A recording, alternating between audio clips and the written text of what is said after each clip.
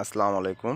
National agro Bangla YouTube channel ও Facebook পেজে সবাইকে স্বাগত জানাচ্ছি আর একটি নতুন ভিডিওতে। আজকে আপনাদের সামনে হাজির হয়েছি বটবটি চাষ নিয়ে। আমি এখানে চাষ করেছি এয়ার মালিক সিডসের আনন্দ জাতের বটবটি, যেটা খাটো জাত, মাচার প্রয়োজন হয় না। এটা আমি এই প্রথম চাষ করলাম, তবে এটার ধরন দেখে আমি অবাক যে আসলে আনন্দ দেওয়ার মতো একটা ফসল বা একটা ভালো জাতের বটবটি। দেখুন কিভাবে ধরে আছে এক একটা গাছে।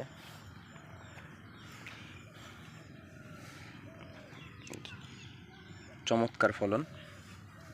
আমি যদি আর একটু আগে বাড়াই আপনারা দেখতে পারবেন কিভাবে ধরে আছে। গাছ ভেঙে যাচ্ছে বটবটির ভারে। তবে এই বটবটিটা যেমনই খাটো জাত, বটবটিটা একটু খাটো হয়, 12 থেকে 14 ইঞ্চির মতো হয় লম্বায়। আর এখানে আমি যে চাষ করেছি, আমি সময় স্বল্পতার কারণে গাছের গোড়া মাটি দিয়ে বাদাই করতে পারিনি, এজন্য গাছগুলো বেশি হেলে পড়ছে। আবার আরেকটা হয়েছিল, বটবটি ভারে গাছ ভেঙে যাচ্ছে। তো এটা একটা ভালো দিক যে এত ফলন এই ছোটো গাছে। এই দেখেন খুব চমৎকার ফলন। আপনারা চাইলে এটা চাষ করতে পারেন। আমি পরীক্ষামূলক 5 শতক জমিতে আমি এখানে চাষ করছি। আমি এখানে প্রথম হারভেস্ট করছিলাম 4 কেজি, তার দ্বিতীয় হারভেস্টে আমি 16 কেজি বটবটি হারভেস্ট করতে পারছি। আর আজকে আশা করছি যে আজকে হারভেস্ট করব অন্তত 20 কেজি হারভেস্ট করতে পারবো ইনশাল্লাহ।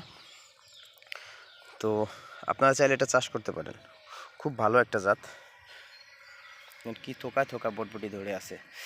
আর এটা এখানে হারভেস্ট করার পরে এই সাইড দিয়ে আবারও ফুল আসা শুরু করবে, এই যে এই দিক থেকে, যে এটার সাইড দিয়ে। তাই এটা সাবধানে, কারণ হারভেস্ট করার সময় অনেক সময় হয় কি এখান থেকে ছিঁড়ে যায়, এখান থেকে ছিঁড়ে গেলে আপনার ফলন দেওয়া বন্ধ হয়ে যাবে। তাই আপনি চেষ্টা করবেন এটার যে মূল যেই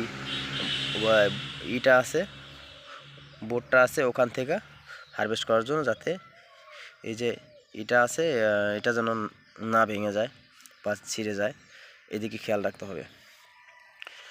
তো আপনারা চাইলে এটা চাষ করতে পারেন, খুব ভালো একটি জাত এয়ার মালিক সিডসের আনন্দ। ওকে, আজকের মতো এখানেই বিদায়।